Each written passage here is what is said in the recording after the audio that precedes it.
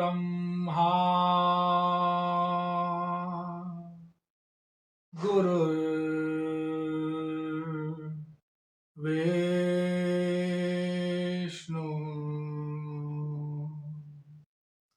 गुरुर्देवो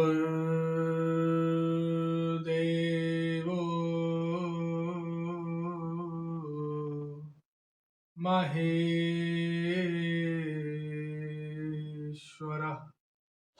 गुरुः साक्षात् परब्रह्म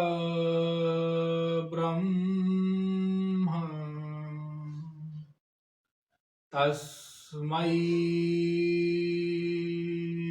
श्री गुरवे नमः। नमः कमलना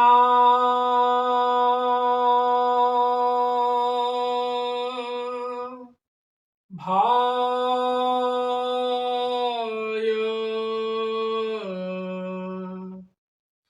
नमः कमलमालिने नमः कमलपादाय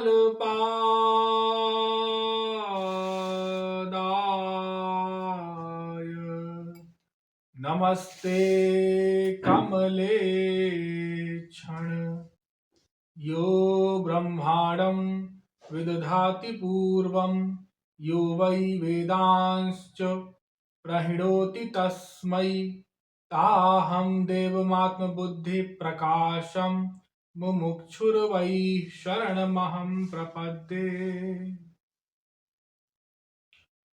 अनंत सौंदर्य माधुर्य सौशील्य सौकुमार्य सुधा सिंधु बलबंधु श्री कृष्ण तत्व जिज्ञासु जीवात्माओं,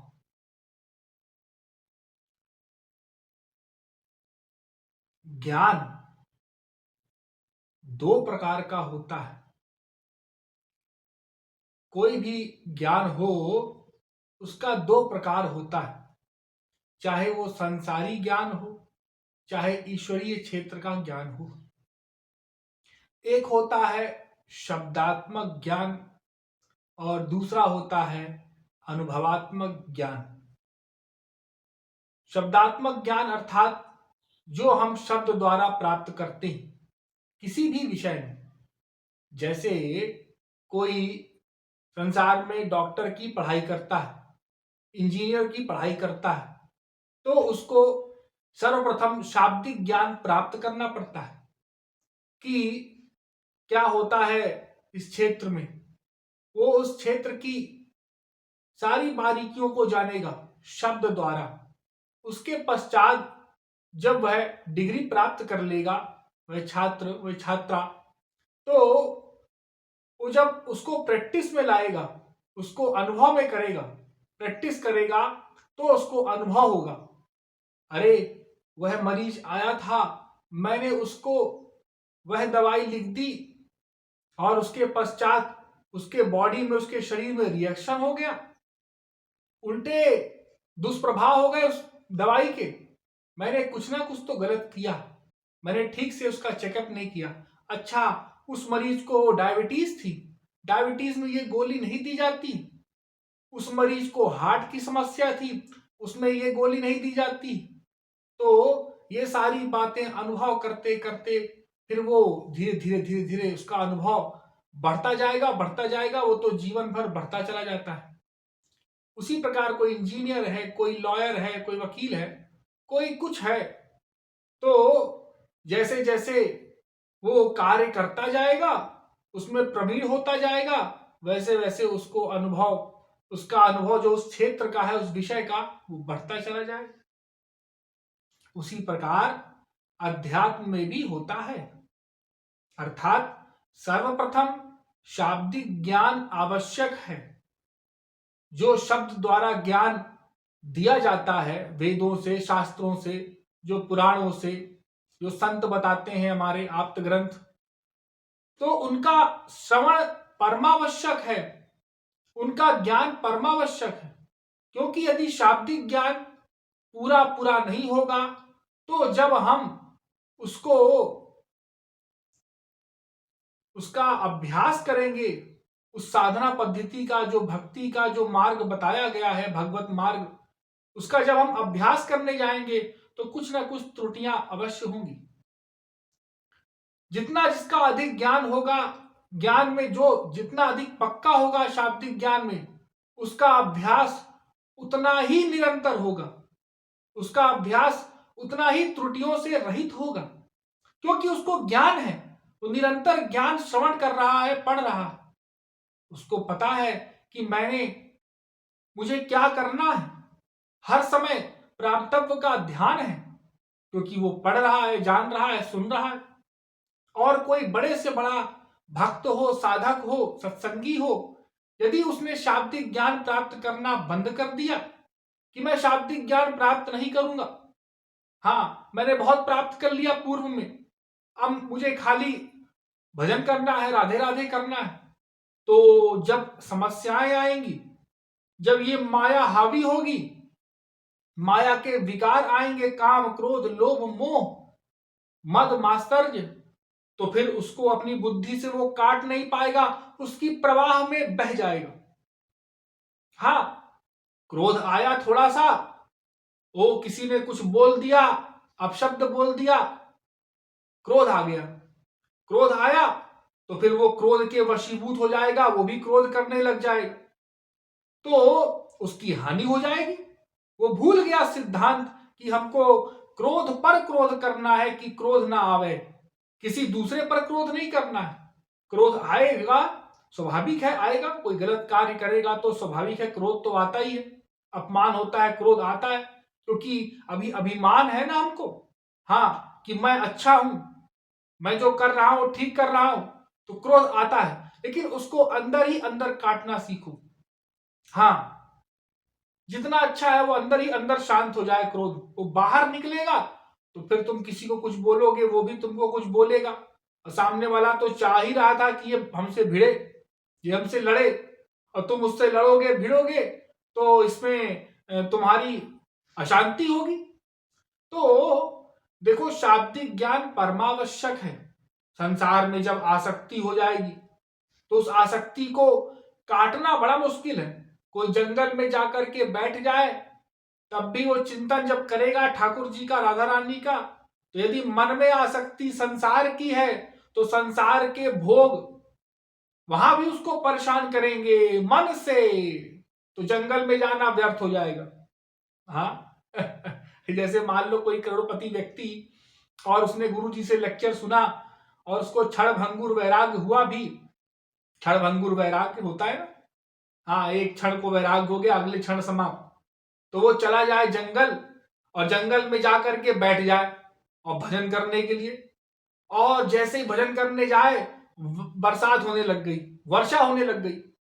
अरे ये क्या, ये तो हमारे शरीर को कष्ट हो जाएगा, बीमारी हो जाएगी, बारिश होने लग गई, अब हम कैसे भजन करेंगे, अधिक गर्मी पड़ रही है यहाँ पर, और हमारे पास तो कूलर भी नहीं है, और यहाँ ठंड पड़ रही है, खाली एक कमरा है, एक कुटिया है, अब हम कैसे व्यवस्था करें। अब उसके लिए वो मन में चिंता, अरे इससे अच्छा तो मैं संसार में ही ठीक था, अपने दिल्ली बंबई कलकत्ता में, यहाँ गुरु जी के आश्रम आ गया तो यहाँ तो मुझे और कष्ट हो रहा है। अब देखो वो साधक, हालांकि साधक कहना नहीं चाहिए उसको, अब इसने अभी साधना प्रारंभ ही की, वो अभी यह नहीं समझता कि जो उसको प्राप्त हो रहा है या होगा वो कितनी बड़ी वस्तु होगी। हाँ, अरे भगवान की भक्ति से तो पंचकोश वगैरह सब जल जाते हैं, त्रिगुण त्रिशरीर त्रिकर्म सब भस्म हो जाते हैं आगे जाकर के, उसको यह नहीं ज्ञात या उसको भूल गया। जब उसने अभ्यास करना प्रारंभ किया, कठिनाइयां आई, परेशानियां आई, तो उसको स्मरण आने लगा संसार का सुख, अरे संसार में सुख है, रसगुल्ले में सुख है, मैं बढ़िया रुई के गद्दे में सो रहा होता, सोफा में बैठता, टीवी देखता, और मेरे पास इतना पैसा है, मैं वहां पर ये मैंने इंतजाम कर लिए होते। वो भूल गया, और माया ने उसके मन को आकर्षित करके उसकी बुद्धि को तदनुरूप बना दिया। बुद्धि भी बिगड़ गई। अब बुद्धि भी डिसीजन लेती है कि यहां से छोड़ करके और चले अब संसार की ओर, और वो चला जाता है। यही होता है अधिकांश यही होता है साधकों के साथ, भक्तों के साथ, कि जब वो भक्ति मार्ग में आगे बढ़ते हैं, आगे बढ़ना चाहते हैं, तब संसार उनको व्यथित करता है। ये जो संसार अंदर वाला है ना, दो प्रकार के संसार होते हैं, एक वासनात्मक संसार, एक स्थूल संसार। ये बहिरंग संसार, स्थूल संसार, ये हमें परेशान नहीं करता। जो अंदर वाला सूक्ष्म संसार है, वासनात्मक, वासना रूपी संसार जो हमने अपने बनाया हुआ है मन से, ये हो, ये हो, ये ऐसा हो, वैसा हो, ऐसा सुख मिले हमको, ऐसा सुख मिले हमको। हाँ, और गुरु जी के आश्रम में भी रहे और रोज रसगुल्ला भी खाने को मिले। हाँ, और यहां पर हमको कोई काम भी ना करना पड़े। हाँ, और भजन भी ना करना पड़े। हाँ, और सब हमारा सम्मान करें, हाथ जोड़ें। लो, ये इच्छाएं मन में है। अब जब इनके विपरीत होता है, अब वहां तो सादा भोजन मिल रहा है, सादा विश्राम करने को मिल रहा है, और गुरु जी ने कह दिया सब कुछ समर्पण कर दो भगवान के श्री चरणों में, सब कुछ रखवा लिया पहले ही, अब हमारे पास फूटी कौड़ी बची नहीं, अब भजन भी करना पड़ता है, अब सेवा भी करनी पड़ रही है, अब बुद्धि लग रही है। आओ, यही बुद्धि जो लगती है साधक की गुरु के प्रति, सेवा के प्रति, भक्ति के प्रति, भगवान के प्रति भी, वो साधक का पतन करा देती है, क्योंकि वो निरंतर श्रवण नहीं करता, और जो श्रवण करता भी है उसमें श्रद्धा नहीं रखता, विश्वास नहीं करता कि मुझे लाभ प्राप्त हो रहा है। उसे तो अपने आप को शरीर ही वो माने जा रहा है। वो जो पहला एबीसीडी का ज्ञान होता है ना अध्यात्म जगत का, वही भूल गया कि मैं जीव हूं, मैं देह नहीं हूं, शरीर नहीं हूं, मुझे भगवान की प्राप्ति करनी है, संसार की प्राप्ति से मेरा क्या प्रयोजन। अरे संसार तो एक दिन छूट जाएगा, सबका छूटता है, रोज देखते हैं, थोड़ा बहुत रियलाइज भी होता है, लेकिन प्रैक्टिकल में 0/100। तो हमको बहिरंग ज्ञान प्राप्त करना है, उसके अनुसार साधना करनी है, भक्ति करनी है। हाँ, यदि हमारी साधना कमजोर हो रही है, कहीं हमको कोई शंका उत्पन्न हो रही है, तो हमको गुरु के निकट जाकर के उनसे पूछना चाहिए। हाँ, जो महापुरुष हैं उनके निकट जाकर के हमको प्रश्न करना चाहिए कि मेरी बुद्धि यहां यहां लगती है, मेरा भजन नहीं चल रहा निरंतर, मेरी भक्ति डिस्टर्ब है, तो मैं क्या करूं। वे बताएंगे मार्ग आपको। हम उनके पास जाना नहीं चाहते, उनसे सुनना नहीं चाहते, उनकी बात मानना नहीं चाहते। सुन भी लिया, अरे अनंत जन्म में अनंत बार कृपालु मिल गए, गुरुदेव मिल गए, संत मिले, तुलसीदास, सूरदास, मीरा, कबीर, नानक, तुकाराम, आचार्य श्री गौरांग महाप्रभु, इन सब के समीप हम थे, समक्ष हम थे, हमने इनके लेक्चर को सुना, प्रवचन सुना, अभी अभी जगत गुरु श्री कृपालु जी महाराज, लेकिन उनको ठीक ठीक माना नहीं। उन्होंने जो कहा शरणागति करना है, ऐसा ऐसा, उसमें हमने अपनी टांग अड़ा दी, अपनी बुद्धि लगा दी। तो जब हम ठीक ठीक उनकी बात नहीं मानेंगे और मानव देह क्षण भंगुर है इसको रियलाइज नहीं करेंगे, बस संसार ही सत्य है ये मानेंगे, संसार में सुख है ये मानेंगे, भगवान में सुख है इसका विस्मरण हमको हो जाएगा, तो हमारा पतन अवश्य होगा। और फिर हम कहेंगे गुरु के सामने जाकर के कि हम तो आपके पास आए थे, हमने आपकी बात सुनी, मानी, लेकिन हमको लाभ नहीं हुआ। हाँ, उल्टा आकर के गुरु जी को दोष लगा देते हैं ऐसे भोले लोग। अरे भाई, तुमने प्रैक्टिकल कितना किया, कितना ये माना कि हरि गुरु ही मेरे हैं, कितना चिंतन किया, कितना भजन किया, कितनी सेवा की तन मन धन से, और कितना संसार को अपना माना, ये माँ, ये बाप, ये पति, ये पत्नी, ये बच्चे, ये पड़ोसी, ये दोस्त, ये सब मेरे हैं। ये धन, ये प्रॉपर्टी, ये मेरा है। ये माना कि भगवान, उनका नाम रूप लीला गुण धाम, उनका धाम जाना है। एक दिन उनके धाम जाकर के ही शांति मिलेगी, तृप्ति होगी मुझे, वो परमानंद प्राप्त होगा। उनकी सेवा प्राप्त करना ही जीव का परम चरम लक्ष्य है। ये जो लेक्चर में सुना, ये माना, कितना माना, कितने परसेंट माना? बस स्वयं सबको सोचना है ये बात, सबको ये बात सोचना चाहिए। किसी को, दूसरे को नहीं देखना है। अरे अपना अपना तो खुद जानते हो ना, हाँ, कि मेरा मन कितना लगता है भगवान में। तो बस अपने मन को देखो, नोट करो और गुरु से पूछो, मन से ही पूछो, बता देंगे।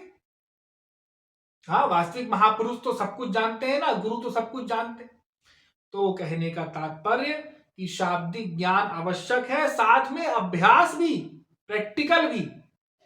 तो उससे जो हमारा अनुभव होगा, जब हम भक्ति करेंगे, साधना करेंगे, तो भगवान में सुख है, हमको मिलेगा, थोड़ा थोड़ा ही सही। ये संसार ऐसे ही हम त्यागते चले जाएंगे, इस संसार से अपने आप वैराग्य होता चला जाएगा। भक्ति से ज्ञान और वैराग्य स्वतः होते जाते हैं, और फिर हमको शाब्दिक ज्ञान, फिर प्रैक्टिकल, फिर शाब्दिक ज्ञान, फिर प्रैक्टिकल, इस प्रकार से हमारा अनुभव बढ़ता चला जाएगा। कोई ये ना सोचे कि मैंने शाब्दिक ज्ञान प्राप्त कर लिया, मुझे प्राप्त करने की आवश्यकता ही नहीं, हो गया, गुरुजी का लेक्चर बंद करो और ग्रंथों को, गुरुजी के वचनों को बंद करो, रख दो एक तरफ। अरे जब तक भगवत प्राप्ति नहीं हो जाती, जब तक श्री कृष्ण नहीं मिल जाते, जब तक उनकी सेवा प्राप्त नहीं हो जाती, तब तक शाब्दिक ज्ञान परमावश्यक है। निरंतर श्रवण करते रहो, निरंतर श्रवण करते रहो। अरे हमारे गुरुदेव ने इतने सारे ग्रंथों की रचना की है, राधा गोविंद गीत, श्यामा श्याम गीत, प्रेम रस मदिरा, प्रेम रस सिद्धांत, भक्ति शतक, युगल माधुरी, ये तो सब भजन के हो गए। उनको निरंतर पढ़ते रहो, पढ़ते रहो। अरे हम तो पढ़ लिया, मैं कौन, मेरा कौन, हाँ, उसको पढ़ो, वो जो 5 भागों में आ रही है। अरे हमने पढ़ लिया, सुन लिया, फिर से पढ़ो।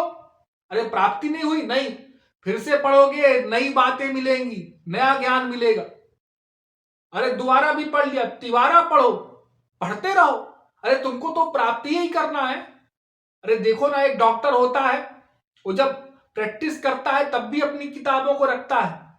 वो किताबें जो उसने कॉलेज में खरीदी थी, पढ़ी थी, उनको हमेशा पूरे जीवन भर रखता है अपने साथ और पढ़ता रहता है। हाँ, मैं तो ये बात भूल गया था, अच्छा हुआ मैंने उठा के देख लिया।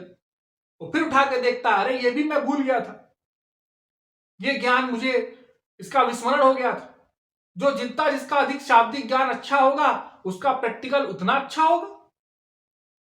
तो शाब्दिक ज्ञान हमको लेते रहना है, लेते रहना है निरंतर।